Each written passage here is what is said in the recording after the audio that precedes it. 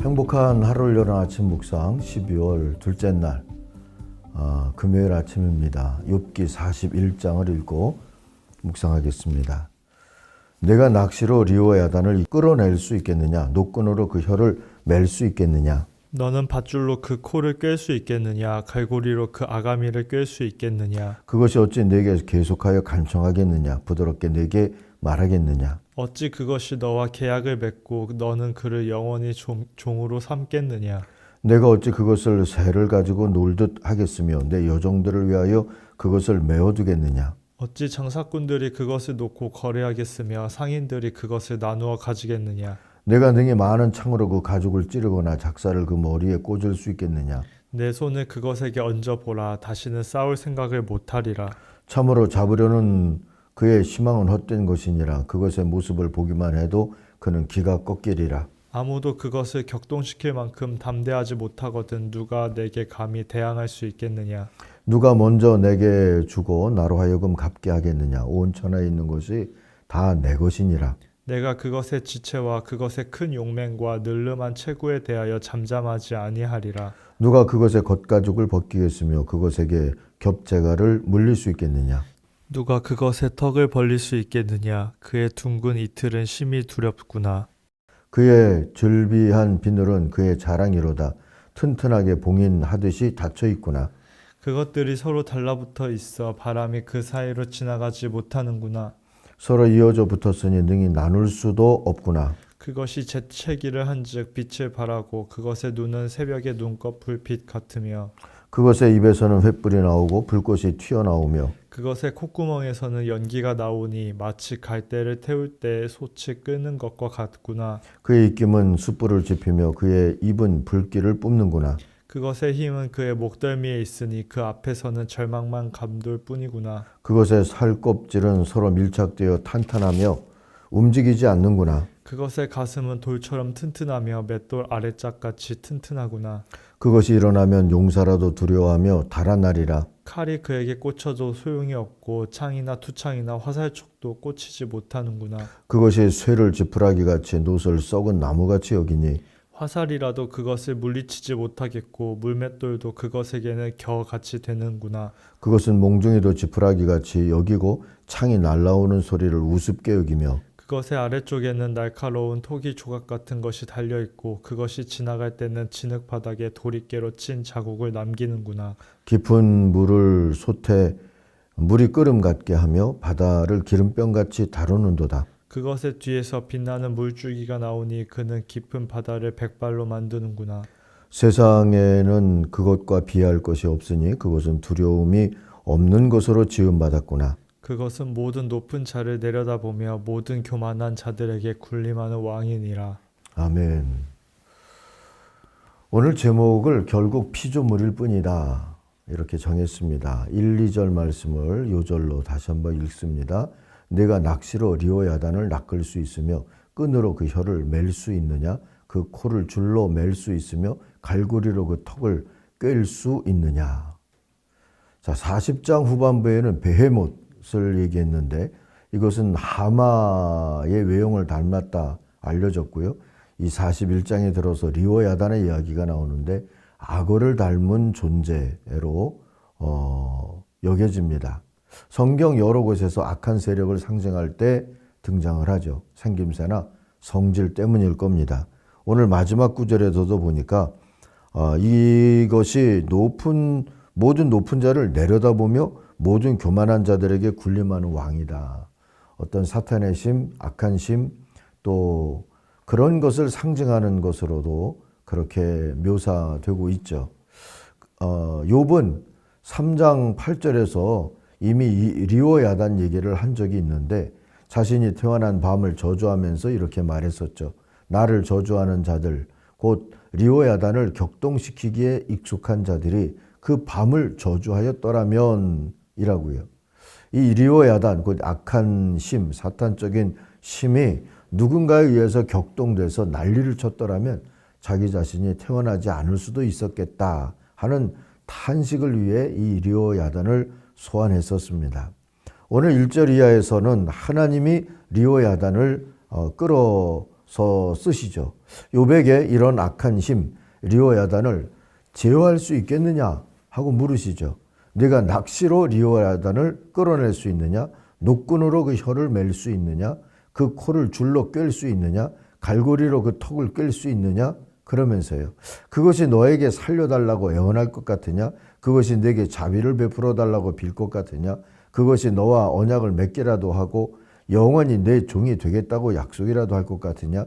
내가 그것을 새처럼 길들여서 데리고 놀 수 있겠으며 또 그것을 끈으로 메어서 여종들의 놀이개로 삼을 수 있겠느냐? 등등등등 계속 물으세요. 결국 제어할 수 있다. 이렇게 대답할 수가 없었을 겁니다. 욥은. 누구라도 그렇지 않겠습니까?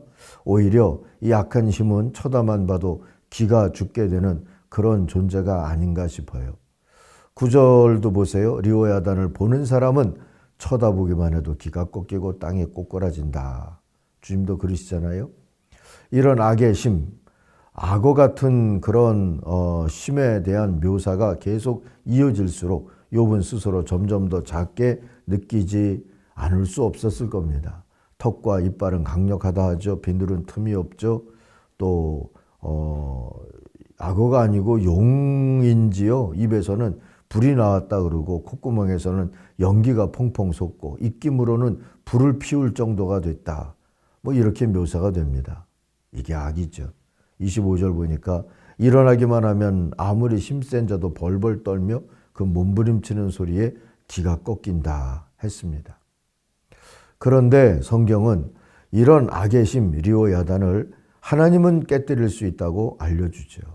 출애굽은 하나님이 이 악한 힘을 깨뜨리신 결과였다고 시편은 노래해 줍니다. 시편 74편 13절 14절에 보면은요. 주께서 주의 능력으로 바다를 나누시고 물 가운데 용들 리오야단의 머리를 깨뜨리셨으며 리오야단의 머리를 부수시고 그것을 사막에 사는 자에게 음식물로 주셨다 하죠. 주님이 이루실 구원의 날은 또한 이런 악한 힘을 심판하시는 날이 될 것이다 했습니다. 이사야서 27장 1절에 봅니다.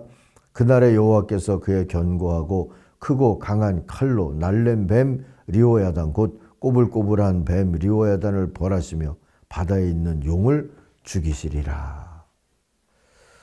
자, 이 세상의 악한 힘이 이 제국의 모습으로 나타났던 애굽을 꺾고 출애굽 탈애굽 해가지고 하나님의 나라를 세우셨던 것처럼 마지막 때에도 하나님께서는 견고하고 강한 힘으로 또 그것이 바다에 있던 땅에 있던 그 리오야단 악한 힘의 권세를 깨뜨려 버리고 그 용을 죽일 거다. 그렇게 해서 우리의 구원을 이루실 거다 하는 소망을 알려줍니다.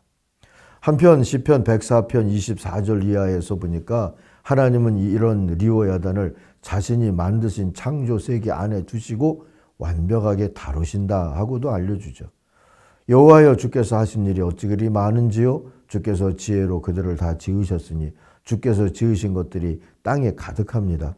거기에는 크고 넓은 바다가 있고 그 속에는 생물 곧 크고 작은 동물이 무수합니다. 그곳에는 배들이 다니며 주께서 지으신 리오야단이 그 속에서 노나이다.